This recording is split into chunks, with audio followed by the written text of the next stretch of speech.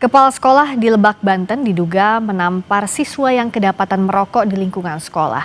Sang kepala sekolah saat ini telah dinonaktifkan. Kasus ini memicu polemik di masyarakat. Kita ulas masalah ini bersama dengan Wakil Ketua Komisi 10 DPR RI, Esti Wijayanti, dan juga psikolog pendidikan Felicitas Kaban, dan kami juga masih menghubungi Ketua Umum PGRI, Unifah Roshidi. Selamat malam, Mbak Feli. Selamat malam, Bu Esti. Selamat malam. Terima kasih sudah hadir di Sapa Indonesia Malam. Saya ke Mbak Feli dulu. Sebenarnya kalau dari sisi Anda sebagai psikolog pendidikan, apa yang sekarang harus dilakukan baik dari sisi sekolah maupun sisi anak? Kalau dari psikologi berarti kita kan harus melihat psikologi anaknya. Ya. Apa dampak terhadap kasus ini kepada psikologis anaknya? Terlepas dari akademik, terlepas dari perilaku. Tapi sesudah ada perilaku kekerasan, pasti itu akan berdampak tidak baik atau negatif terhadap perkembangan psikologis anaknya. Itu yang harus dikonsenkan, bahwa perilakunya salah atau benar kita abaikan dulu, tapi dampak psikologis terhadap kekerasan pasti tidak ada yang berdampak baik.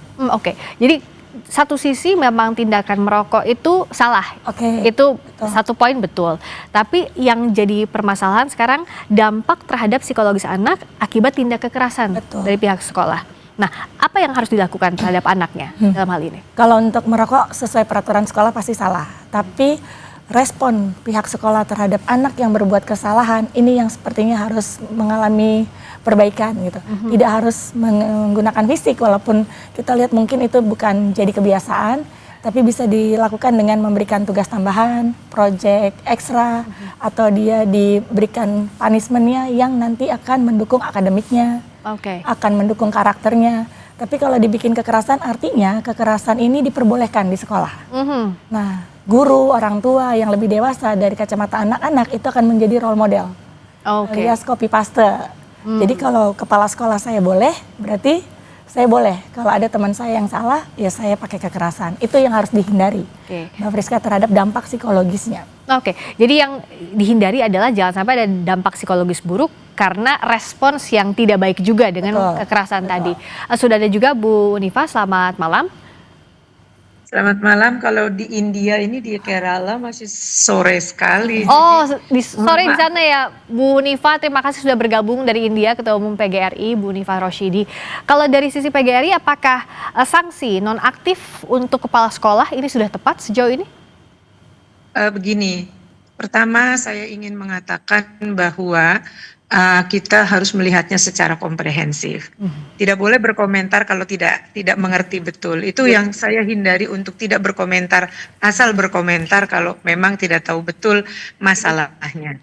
Dan kami melakukan, saya sendiri sampai harus pulang, dan saya harus berterima kasih kepada Pak Gubernur Banten yang telah melakukan memanggil kedua belah pihak, dan mereka telah dinyatakan dua-duanya, karena merokok itu sebenarnya Permendikbud nomor berapa aku lupa ya, itu nggak boleh dari tahun 2014. Terus kemudian kalau kepala sekolahnya salah, ya memang harus dibina, tetapi kita harus melihat dulu, melihat secara komprehensif.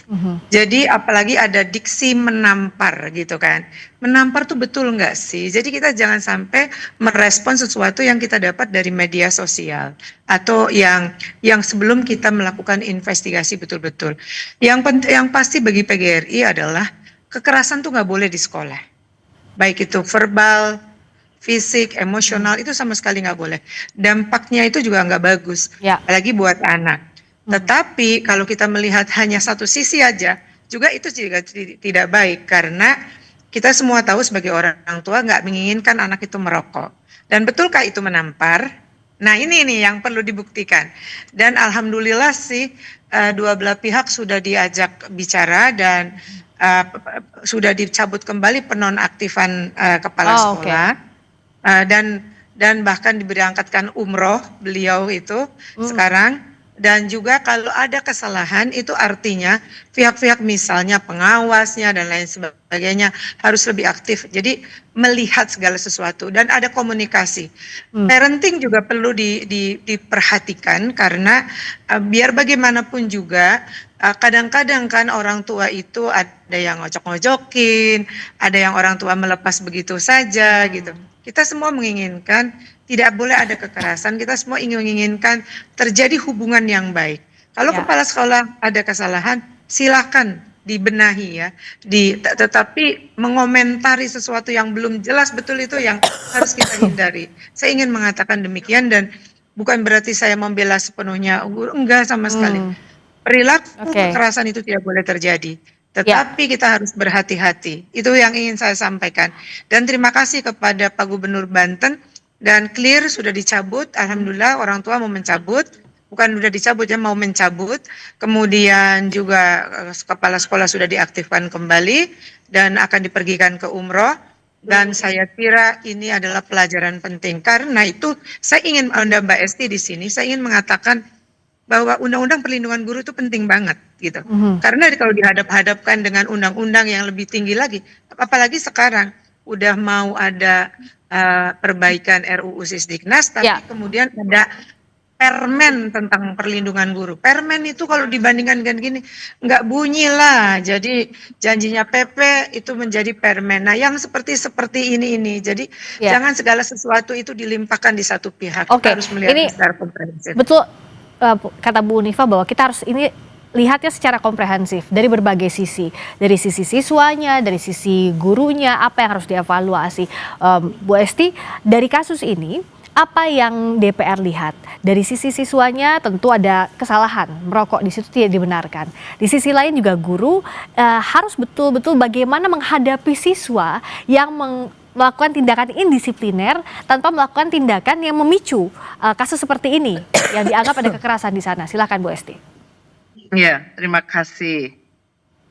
Pertama, sama seperti Bu Unifah, saya mengapresiasi Gubernur Banten bahwa Gubernur Banten sudah berusaha meminimalisir luasnya atau berlama-lamanya persoalan ini dengan mempertemukan antara guru dengan siswa dan sudah mendapatkan solusi sementara, termasuk menonaktifkan itu adalah bagian dari solusi sementara yang saya dengar dari Bu Unifa. Saya belum cek betul.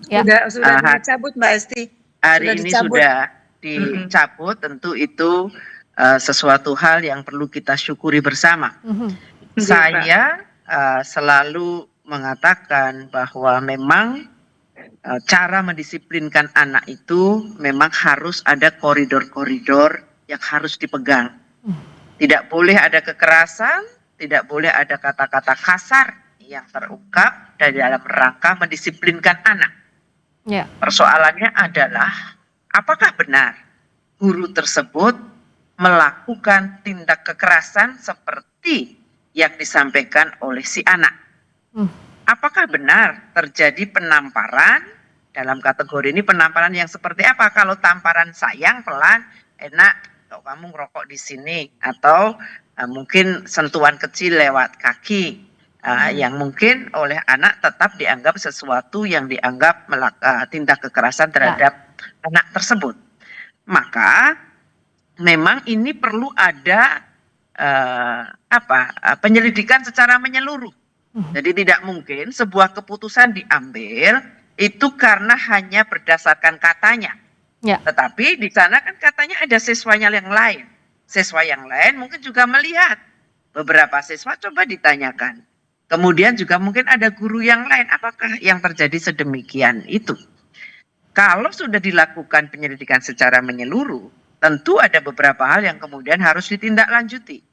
Kalau benar memang guru tersebut melakukan tindak kekerasan yang itu tidak sesuai dengan sesuai dengan batas-batas normal ketika seseorang guru mendidik seorang anak didik, maka tentu mungkin itu perlu dibina, perlu diberikan penegasan-penegasan agar guru tersebut bisa melakukan refleksi sekaligus pembinaan dari kepala dinasnya, ataupun juga kepada siswa.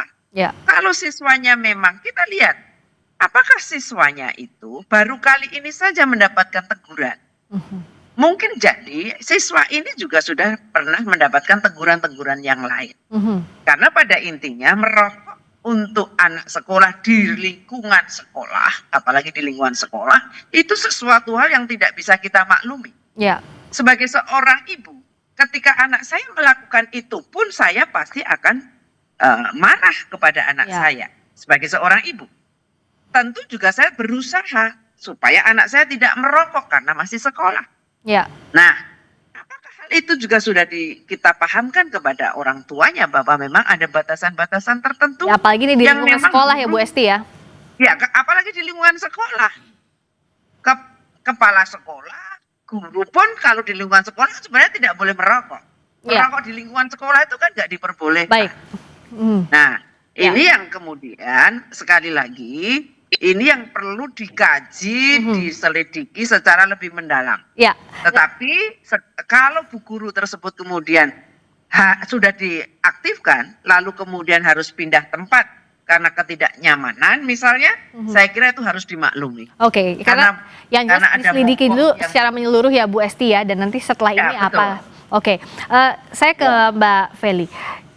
Yang harus kita juga sama-sama pahami bagaimana guru juga terpantik emosinya karena tadi selain siswanya merokok juga dipancing emosinya karena berbohong.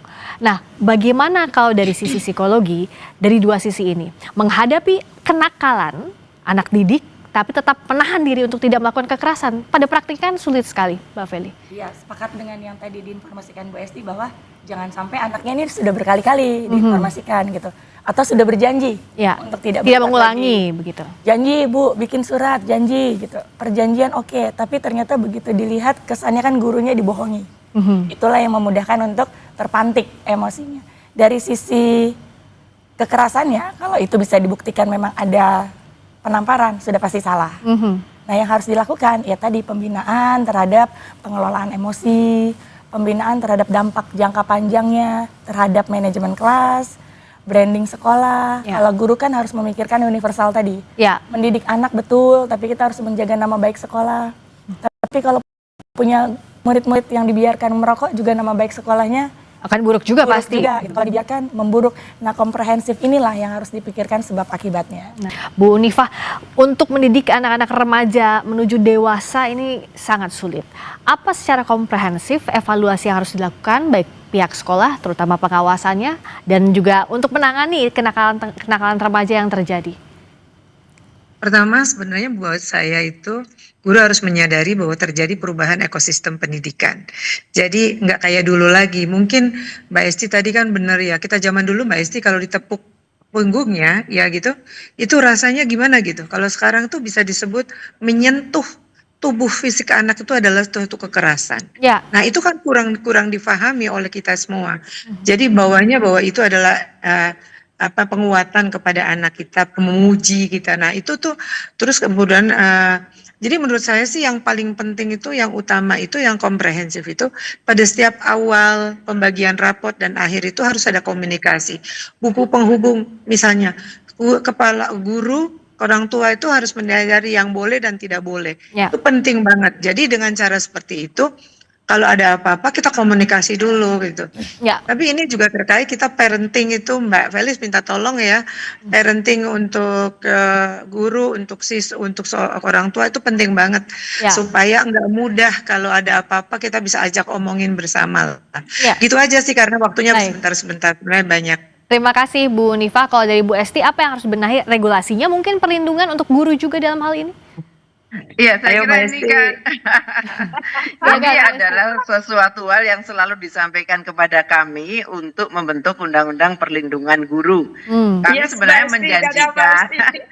menjanjikan supaya ini masuk di undang-undang Sisdiknas revisi, tapi mungkin belum ini kan belum selesai, kita masih ada ruang Bu Unifah untuk kemudian undang-undang itu masuk. Mbak Yung. Ya, yang kedua cara mendidik anak tanpa harus menyentuh dengan kata-kata kasar, ini yang mulai harus kita persiapkan. Jadi guru juga tidak terbebani dengan berat bagaimana cara menegur anak. Contohnya, ketika anak melakukan kesalahan, anak sudah tahu kalau mereka melakukan kesalahan ini nanti hukumannya apa, sanksi sosialnya misalnya mereka harus bekerja atau mengabdi bukan mengabdi atau mereka berada di panti asuhan untuk bisa membantu mengasuh bayi yang berada di panti asuhan itu, atau kemudian mengecat ruang-ruang yang terlihat sudah tidak bagus, sehingga mereka memahami bagaimana kalau di panti asuhan memahami bagaimana cara orang tua untuk bisa membesarkan anak-anak kecil tersebut yang sudah tidak punya orang tua. Saya kira seperti itu, Mbak. Ada pola yang mungkin memang harus segera kita rubah, tetapi jelas seperti apa ketika memberikan sanksi tanpa harus saya berteriak keras, marah, tidak terbawa emosi. Yang penting pesannya sampai ya, betul. Jangan sampai menyentuh, jadi mana ini kita catat aja, kamu salahnya ini, berarti kamu harus mendapatkan tugas pembinaan. Ini sekarang berada di panti asuhan itu untuk membantu mengasuh anak-anak nah, soal ini tepat sekali saya tanyakannya ke Mbak Feli, untuk jadi jembatan pola asuh antara siswa dengan antara siswa orang tua dengan guru itu seperti apa dalam kondisi seperti ini? Betul, mau tidak mau semuanya harus kita kasih updatean terhadap apa? Orang tua harus tahu update generasi Z sekarang. Lebih suka diapain, generasi alfa. Kenapa? Seperti yang tadi ibu-ibu bilang, dulu kita dipukul boleh kali sama guru. Kalau sekarang kan anak-anaknya langsung searching. Saya kalau dipukul guru kira-kira apa ya sanksi sosialnya? Mereka secara teknologi lebih gampang mencari informasi, sehingga setiap generasi punya intervensinya masing-masing. Hanya karena tugasnya sebagai psikolog menjaga psikologis anak dan orang tua dan guru, mau tidak mau semua ada pendampingan berkala terhadap update-nya karakteristik, update-nya psikologis anak-anak di masa remaja yang katanya dari zaman kita dulu pencarian jati diri, tapi sekarang mereka lebih banyak mencari jati dirinya dari sosial media, sehingga mungkin kita bisa melakukan pendekatan dari sosial media. Bisa tahu bahwa anak ini memang rebel atau tidak dari sosmednya, teman-temannya. Dipantau ya, stalking. Tapi nggak apa-apa untuk hal yang baik ya untuk hal yang baik, karena masih di bawah 17 tahun kan, masih di bawah pengasuhan atau tanggung jawab orang tua. Jadi di sini adalah dari sisi psikologis sebenarnya mereka tahu kok salah. Tapi begitu mereka paham bahwa sepertinya ini ada celah, mereka akan pakai itu. Sekarang anak-anak sekarang pintar-pintar Bapak Ibu, mereka bisa paham bahwa orang tuanya pasti marah nih kalau saya ngadu gitu ya. Jadi untuk kita para orang tua juga tetap update terhadap perkembangan pendidikan, perkembangan anak gitu ya. Dari guru juga harus update juga tentang perkembangan anak sekarang. Jangan bilang dulu ibu begitu masuk, gitu ya. Karena memang harus mengikuti perkembangan zaman. Intervensinya pun berbeda setiap generasi. Terima kasih Mbak Feli, terima kasih Bu Esti, terima kasih juga Bu Unifah sudah hadir di Sapa Indonesia Malam. Sampai jumpa lagi.